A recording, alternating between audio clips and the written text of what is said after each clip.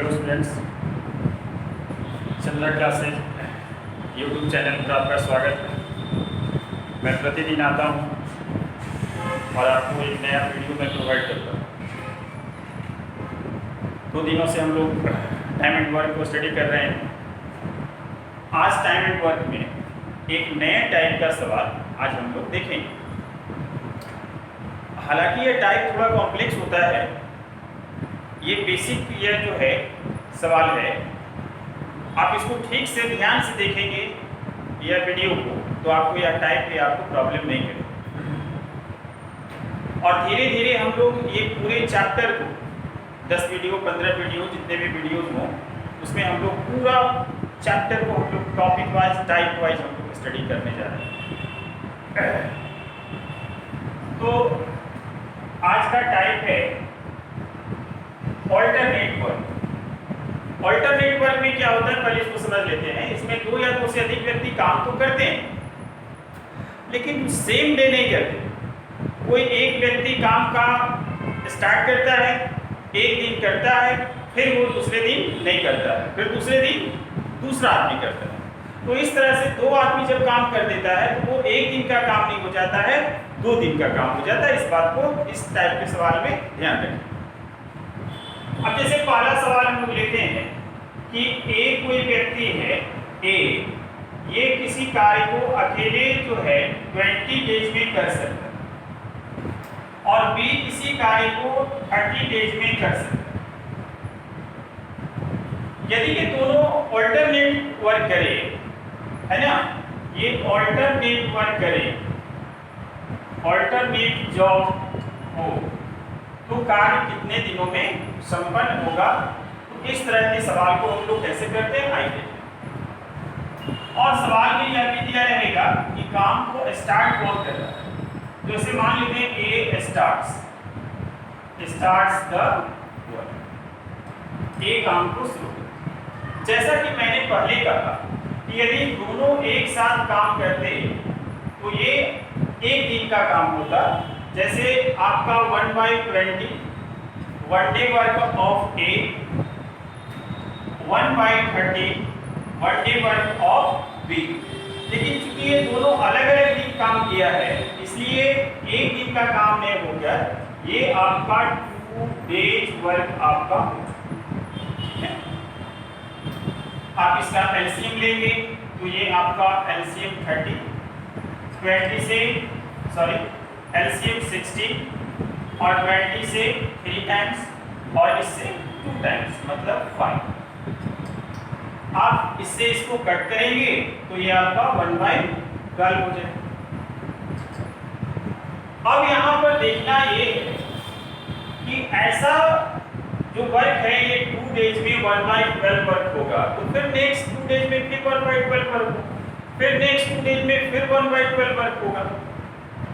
इस तरह से हम लोग देखना है कि कब काम समाप्त हो। तो जैसा कि मैंने पहले आपको बताया कि टोटल वर्क जो है वो टाइम एंड वर्क में कितना होता है 1 होता है। इसलिए आपको इस वर्क को आपको 1 बनाना। अब यदि ये 1 बन जाएगा तो आपका एक काम हो जाएगा, संपूर्ण काम हो जाएगा। तो हम लोग करेंगे क्या कि 2 डेज और ये आपका 1/12 वर्क है। इसके बाद हम लोग यह देखेंगे कि कितना से इसमें मल्टीप्लाई करें कि ये फ्रैक्शन जो है 1 के बराबर हो। तो 1/12 में 1 से 12 से यदि मल्टीप्लाई करेंगे तो 1 के बराबर हो जाएगा। और 1 वर्क मतलब finished work, work has been completed. तो जितना से आप इस साइड मल्टीप्लाई करेंगे उतना ही से आपको इधर भी मल्टीप्लाई करेंगे। इसका मतलब ये हुआ कि इस तरह का हर 2 दिन पर वर्क जो है वो 12 बार होगा। और एक बार जब ये वर्क होता है तो आपका 2 डेज लगता है, तो 12 बार जब होगा तो 24 डेज लगेगा।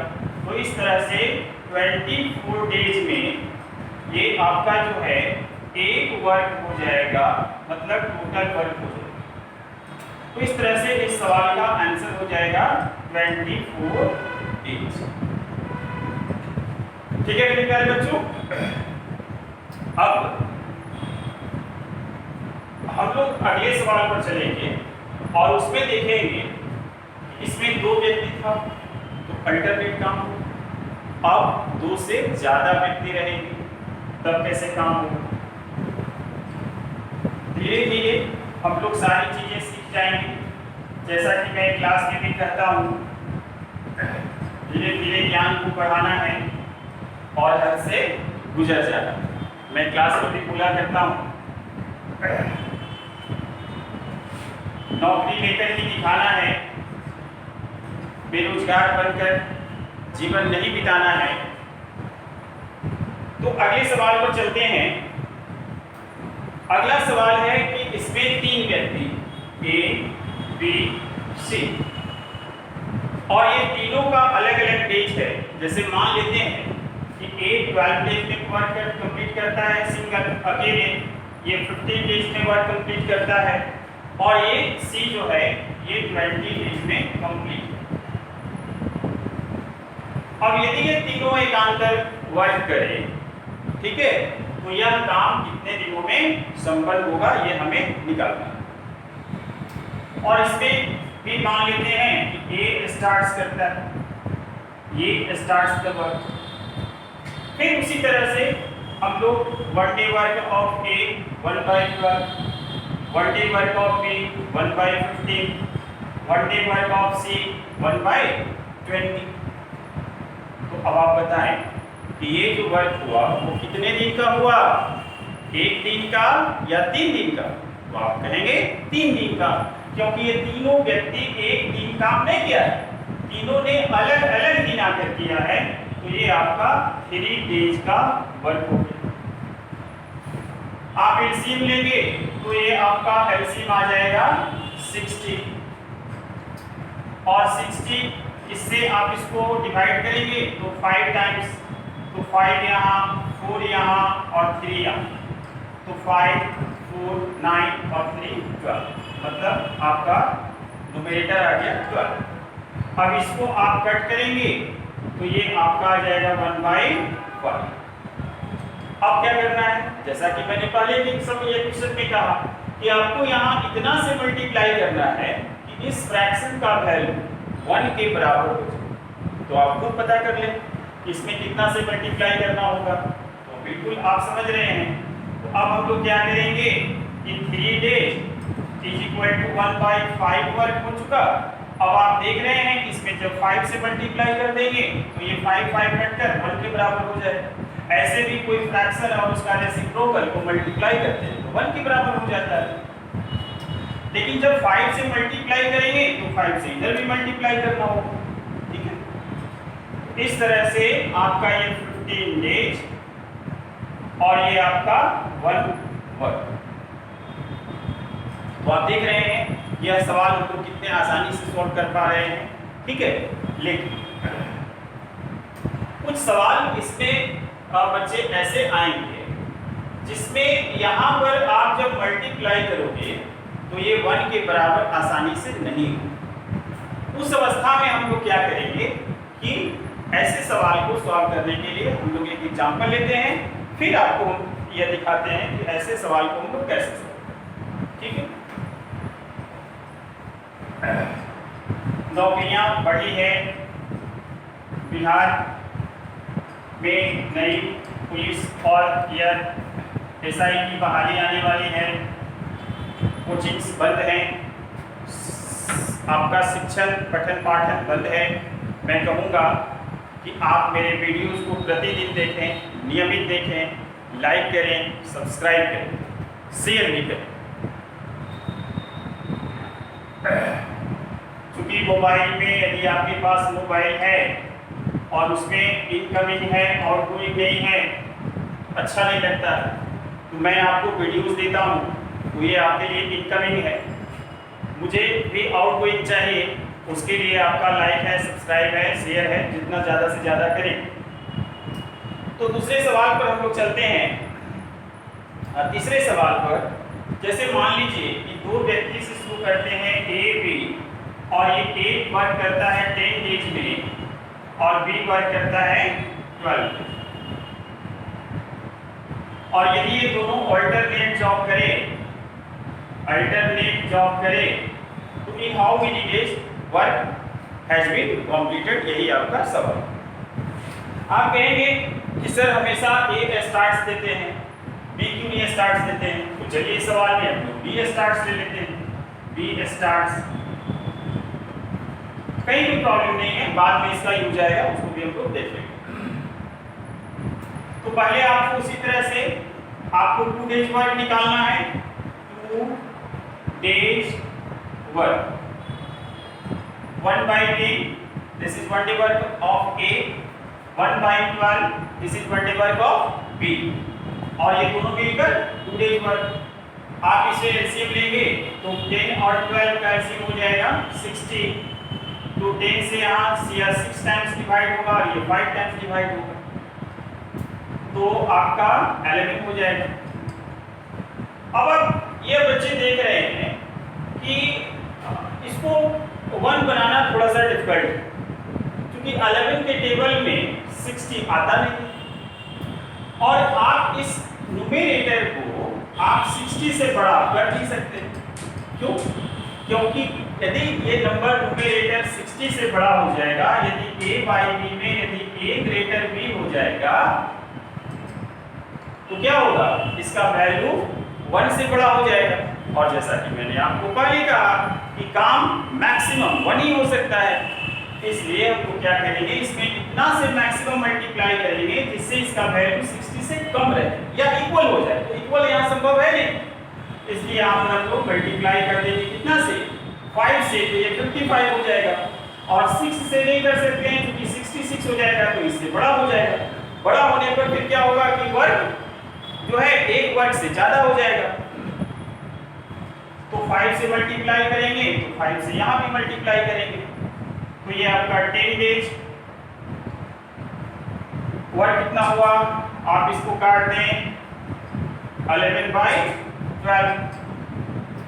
इतना वर्ग 10 दिन में अभी तक हो चुका है।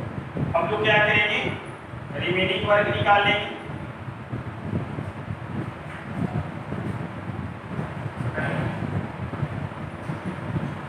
रिमेनिंग वर्क कितना हो जाएगा? तो रिमेनिंग वर्क भी निकालना आसान है। 12 में से 11 को माइनस कर दीजिए, 1/12। अब आप देख रहे हैं कि चूंकि काम का प्रारंभ बी करता है, जैसा कि मैंने सवाल में लिख दिया है, बी स्टार्ट्स। अब आप बताएं कि ये जो वर्क बचा इसको स्टार्ट कौन करेगा? बी करेगा। तो आप यहाँ खुद देख लीजिए कि बी का 1 डे वर्क भी 1/12 है, बी का 1 डे वर्क भी 1 क्या है? 12 है, और आपको काम कितना करना है? 1/12। तो जाहिर सी बात है कि बी आएगा, इस काम को एक दिन पूरे करेगा, काम समाप्त हो जाएगा। तो कुछ नहीं करना है, रिमेनिंग टाइम। अब यदि आपको ये पता चल जाए कि इस वर्क को ये जो है व्यक्ति फिनिश कर देगा, तो इसके पहले वाले भी वीडियो में मैंने कहा है, जो व्यक्ति फिनिश करेगा उसके टोटल ये डेट से मल्टीप्लाई कर देना है, टाइम निकल जाएगा। तो ये आपका 1 डे। अब बताइए कि टोटल डेज कितना हुआ? टोटल डेज 10 डेज यहाँ और 8 डेज यहाँ बी का, तो 10 + 1 दैट इज 11 डेज। इस सवाल का उत्तर आप समझ रहे हैं? मैं हर टाइप के सवाल को लेकर मैं इसलिए आपको बता रहा हूँ कि ताकि इस टाइप में आपको किसी प्रकार का भी डाउट्स ना रहे, ठीक है? अब मैं एक सवाल और लेता हूँ, और उसके बाद इस अल्टरनेट जॉब में इस बार 1 यहाँ करना संभव नहीं था, लेकिन 2 व्यक्ति था। इस बार भी अगले सवाल में भी 1 करना संभव नहीं होगा, लेकिन 3 व्यक्ति। ठीक है, आगे बढ़े। खूब मन लगाएंगे, घर पे खूब पढ़ेंगे, और लॉकडाउन जैसी समस्या आई है, हम लोग एक दिन से सफलतापूर्वक निकलेंगे, बाहर आएंगे, है ना? इसी उम्मीद के साथ अपनी पढ़ाई को कंटिन्यू रखेंगे। अब आप अगला सवाल जैसे मान लीजिए कि 3 व्यक्ति है, ए, बी और सी। एक अकेले यदि करता तो 15 डेज होता लेता, ये 20 डेज लेता और ये आपका 30 डेज लेता। और यदि ये तीनों मिलकर एकांतर काम करे, मतलब एक दिन के अंतराल के बाद करे, तो काम कितने दिनों में होगा अब देखते हैं। तो आपका ये 1/50 कितना, 1 day work of A, 1/20 1 day work of B, 1/30 1 day work of सी।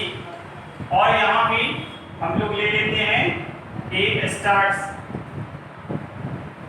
जिस व्यक्ति से भी काम को स्टार्ट करेंगे, जब काम हमारा संपन्न हो जाएगा, जो रिमेनिंग वर्क बचेगा, उस रिमेनिंग वर्क में सबसे पहले इस व्यक्ति को लगाएंगे। बस यही इस चीज का कंसेप्ट। यदि बी स्टार्ट होता तो जो रिमेनिंग वर्क लास्ट में बचेगा, उस काम में पहले हम बी को लगाएंगे। ठीक है,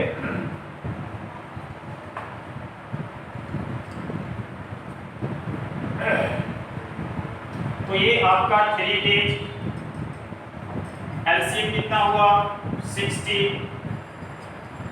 15 से इसको आप डिवाइड करेंगे तो 4 टाइम्स, ये 3 टाइम्स 7 हो गया और ये 2 हो गया तो 9। आप इसको कैंसिल करेंगे, 3 3 जा 3 20 जा, तो 3/20 ये आपका काम हो चुका। कितने दिनों में हो चुका, 3 दिनों में। ये 3 व्यक्ति है। अब हम लोग क्या करेंगे कि यहाँ पर इतना से मल्टीप्लाई करना है इस नंबर को, मतलब न्यूमरेटर को इतना से मल्टीप्लाई करना है कि ये 20 के बराबर हो जाए। 3 का टेबल में आप जानते हैं 20 नहीं आता। यदि 3 का टेबल हम 7 टाइम्स पढ़ लेंगे तो 20 से बड़ा हो जाएगा। इसलिए मैक्सिमम हम लोग मल्टीप्लाई यहाँ कितना कर सकते हैं, 6 कर सकते हैं। और जब 6 से आप वहाँ मल्टीप्लाई करेंगे तो आपको 6 से यहाँ भी मल्टीप्लाई करना होगा। तो आप बताइए कि इधर आपका आ गया डेज कितना, 18 डेज। आप इसको कट कर देंगे तो 2 3 जा और 2 10 जा, तो ये आपका 9/10 वर्क हो चुका। तो 18 डेज में 9/10 वर्क हो चुका। तो रिमेनिंग वर्क कितना बचा बताएं।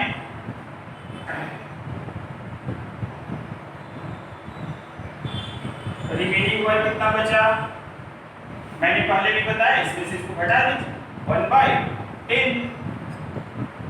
अब बताइए कि चूंकि आपका सवाल है कि ए स्टार्ट करता है ए के बाद बी, बी के बाद सी, तो आपका जो है 1/10 वर्क बचा। तो सबसे पहले कौन व्यक्ति काम करने आएगा, ए आएगा। ठीक है, तो रिमेनिंग वर्क में अब आप क्या करिए यहाँ पर कि 1/10 और 1 इसका 1 डे वर्क, क्योंकि एक दिन से ज्यादा कर नहीं सकता है। आप इन दोनों में कंपेयर कर लीजिए कि which one is the greater, कौन बड़ा है। तो आप देख रहे हैं कि आपका इधर इस साइड मल्टीप्लाई करेंगे तो 15, इस साइड मल्टीप्लाई करेंगे तो 10, मतलब 1/10 इज ग्रेटर। 1/10 इज ग्रेटर का मतलब क्या हुआ कि जो आपके पास बचा हुआ काम है वो ए का जो एक दिन का काम है 1/50 उससे ज्यादा है। इसका क्या मतलब हुआ, इसका मतलब ये हुआ कि ए जब काम रिमेनिंग वर्क को करने ए आएगा तो इसे समाप्त नहीं करेगा। यदि समाप्त करने का संकेत मिलता तो हम लोग ए का टोटल टाइम से यहाँ मल्टीप्लाई कर देते। तो हम लोग क्या करेंगे, तब फिर हम लोग ए के बाद का निकाल लेंगे कि ए एक ही काम कर लेगा, उसके बाद कितना काम बच जाएगा। तो आपका रिमेनिंग वर्क आपका कितना है 1/10, तो 1/10 माइनस ए का एक दिन का काम, इसमें से माइनस कर दीजिए, एलसीएम आ गया 30, तो 10 और ये 2 दैट इज 1। इसका हुआ कि ए एक दिन तक कार्य किया, ए ने एक दिन तक कार्य किया, फिर भी 1/30 वर्क बच गया। अब इस 1/30 वर्क को हम लोग क्या करेंगे, फिर हम लोग कंपेयर करके देख लेंगे कि 1/30 और इसके बाद कौन आएगा, इसके बाद ए के बाद बी आएगा। तो बी का वर्क कितना है 1 डे का 1/20। अब बताएं कि इन दोनों में कौन बड़ा है, जाहिर सी बात है ये आपका 30 है, 20 मतलब ये बड़ा है। इसका मतलब ये हुआ कि जो आपका काम बचा हुआ है, जो आपका कार्य बचा हुआ है 1/30, उस कार्य को B आकर समाप्त करने में सक्षम है। इसका मतलब ये हुआ कि मैंने पहले कहा कि जब यह पता चल जाए कि ये व्यक्ति इस कार्य को समाप्त कर देगा, तो B द्वारा लिया गया समय 1/31 बचा हुआ है। मैं जान रहा हूं कि B से खत्म कर देगा, तो B के पूर्ण टाइम से मल्टीप्लाई कर देंगे और ये आपका कट्टर हो गया 2/3। इस तरह से आपका टोटल डेज इस काम को करने में कितना आ गया? टोटल डेज आप देख रहे हैं कि 18 डेज यहाँ और एक दिन किया 19 डेज और बी ने 2/3 डेज किया 18 + 1 + 2/3 मतलब 19 2/3 डेज आपका टोटल टाइम इस कार्य को कंप्लीट करने में लगेगा। ठीक है मेरे बच्चों, काफ़ी मैं मेहनत कर रहा हूँ ताकि आपका टाइम एंड वर्क जैसा बड़ा चैप्टर, डिफिकल्ट चैप्टर आपको सीख जाएं और मैं नित्य आपको वीडियो प्रोवाइड कर रहा हूँ। मैं फिर आपसे कहूँगा कि आप वीडियो नित्य देखें, दूसरे को देखने के लिए प्रेरित करें। मैं इसी तरह हर दिन आपसे ऑनलाइन मिलूँगा। तो फिर अगले दिन के लिए अगला टॉपिक, अगला टाइम। Okay, thank you.